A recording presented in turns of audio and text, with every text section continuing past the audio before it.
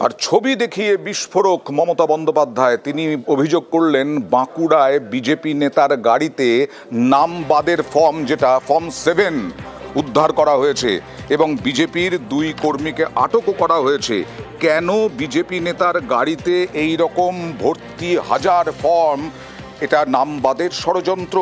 বলছেন পাশা খেলে বাংলাকে জয় করা যাবে না বলে চ্যালেঞ্জ মুখ্যমন্ত্রীর।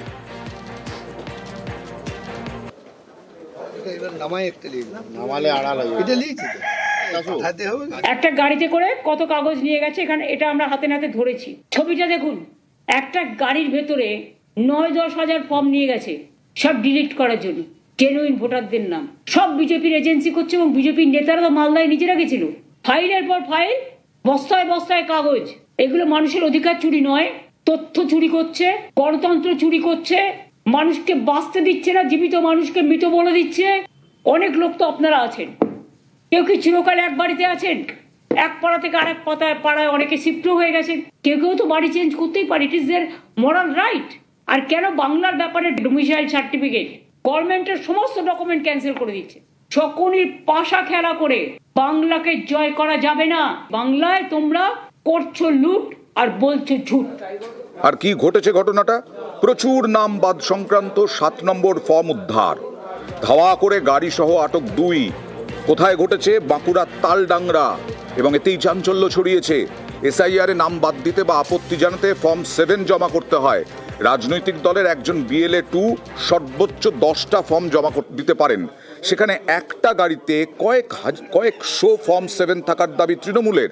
তাদের অভিযোগ, বৈধ নাম বাদ দিতে পার্টি অফিসে দেদার ফর্ম 7 ফিল আপ করেছে বিজেপি। সেই ফর্মগুলোই তালডাংরা থেকে খাতড়া নিয়ে যাওয়ার অভিযোগ তৃণমূল কংগ্রেসের, যদিও তৃণমূলের সব অভিযোগ অস্বীকার করেছে বিজেপি। আমরা এসআইআর ফর্ম 7 জমা করতে খাতড়া এসেছিলাম। তৃণমূলের হামাদরা আমাদের ফর্ম গাড়ি থেকে ছিনতাই করে নেয়, আমাদেরকে খুঁজছে, আমাদের একজন ছেলেকে কিডন্যাপ করেছে এবং আমরা অনেকে বিভিন্ন দিকে ছড়িয়ে গেছি, সঠিকভাবে থাকতে পারছি না, আমাদের মারার হুমকি দিয়েছে। এখন খাতড়ার বাইরে একটা দিকে আছি, কোনোরকম করে নিজেদের জান নিয়ে পালিয়ে এসেছি। সিমলাপাল তালডাংরা থেকে একটা গাড়ি এদিকে আসছিল, ওখানকার ছেলেরা ধরেছে। এখানে বাল্ক আকারে ফর্ম ধরা পড়েছে। 20টি থেকে 21টি বাঞ্চ আমরা দেখলাম, তার সাথে 9-10টি প্রায় মোটা এরকম বাঞ্চ ছিল, আর কিছু ছিল ছোট ছোট। পুলিশ ইনকোয়ারি করছে, গাড়িটা সিজ করেছেন। কি ফর্ম ছিল এগুলো? এগুলো ফর্ম 7 ছিল, নাম বাদ দেওয়ার যে ফর্মটা থাকে সেই ফর্মটা। বিজেপির যে কর্মী সমর্থকরা ছিল সেই গাড়িতে পুরো ভর্তি ছিল। ওখানে এতগুলো ফর্ম একসাথে পেলো কোথা থেকে? তাহলে ইলেকশন কমিশনের সাথে তাদের যোগসূত্র আছে, সেই জন্য একসাথে এতগুলো বাঞ্চ আকারে ফর্মটা পেয়েছে।